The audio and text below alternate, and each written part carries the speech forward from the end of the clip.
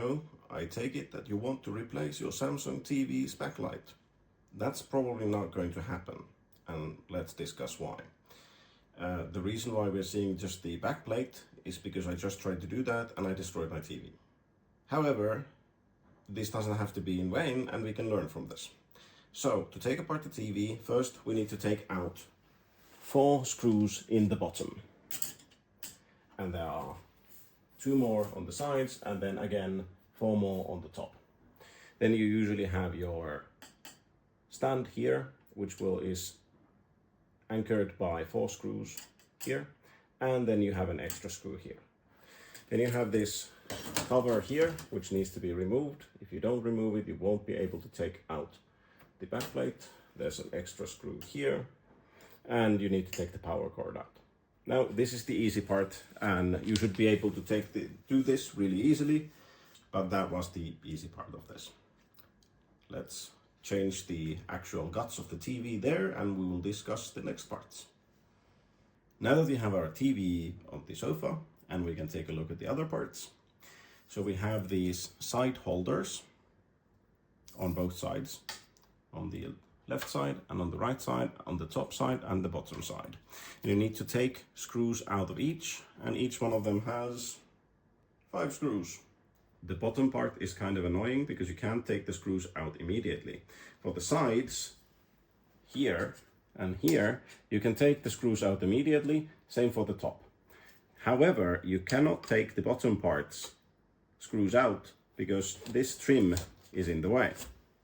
So first, you need to remove screws from here, I think here, somewhere here, and here, and here.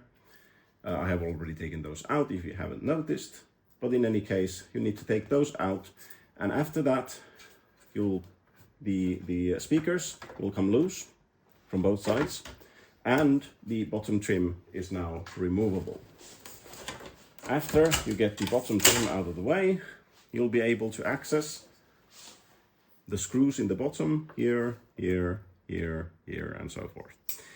Now, here we can see the display cables that will send the signal from the signal processing unit to the LCD screen itself. These are very delicate, and if you break just one of them, that will ruin the picture for that particular zone, which means that you lose, like, let's say you break one of them from the side. That means that like 5 to 10 centimeters, so like a couple of inches of display is just white or black, depending on how the machine does it. So these are very delicate, so you need to make sure you don't break them. Now, once we manage to remove all of the screws, we still can't get into the backlight. Once we have removed the screws, we have this screen holder that has gotten some slight damage to it that you can now remove, which means that the display thing can actually come out. You can actually get the display panel out. Now, before we go to the other side, I will show you another thing. We have the broken backlight panel. This is the backlight panel that you need to change for this particular TV. It's mostly the same for all of the Samsung ones. However, instead of Samsung putting them here, which would make sense, so that they would just have a slit and they would then send the light in, which would make it so that these would be really easy to change. They're instead directly under here. So on both sides, on the left and the right side, you will have one of these panels, and you need to now get to under everything. So there's going to be the display screen, there's going to be some diffusion screens, and then there's going to be a back reflector. And then you'll be able to access these. And the 2 things that you might break while you're doing this are these cables here, or the display itself. Now, this particular setup that I have here is not the one that you want to have, because the screen is curved, which means that you're going to get pressure to the wrong places. So you kind of need something that is very soft, that can actually take to make sure that the display doesn't get pressure in the wrong places, so that it'll actually go by the curve. Now let's turn the display the other way around. Now we have just turned the display around, and we'll be able to see that I have in fact broken this side, this part here of the screen, because of uneven pressure, which cracked the LCD. Which means that this machine is now completely null and void, cannot be used for anything. I will probably harvest parts from it, but that's about it. So we'll turn it again, because if we go on this side, we won't be able to turn the display because it turns like so. So we'll turn it again. There we go. We have turned the display, and then we will go and look inside. In my case, these bits have already been removed, so they're not going to bother me here. However, they will bother you. So we go and we turn this up, and I don't really care what happens to it because it's already broken. However, here we can see the middle layer, and we can see the amount of damage that the overdriven LEDs have caused to the side. So this stuff, you'd essentially have to drill this away, which will then make the light uneven, even if you've managed to fix the LEDs. So this part, and you can see the cracks that have formed because of the heat. So when you're running Samsung TVs, don't run them with full brightness. You will break the TV. So we'll just move this away for now. Here we have the back reflector. The to-do diffusers are currently gone because I'm using them for other things, but they would normally be here.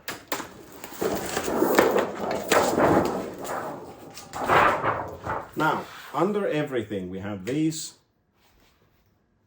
two sticker-like thingies. And these need to be removed for you to be able to do anything. So let's just move this a little bit to the right, like so. Yes.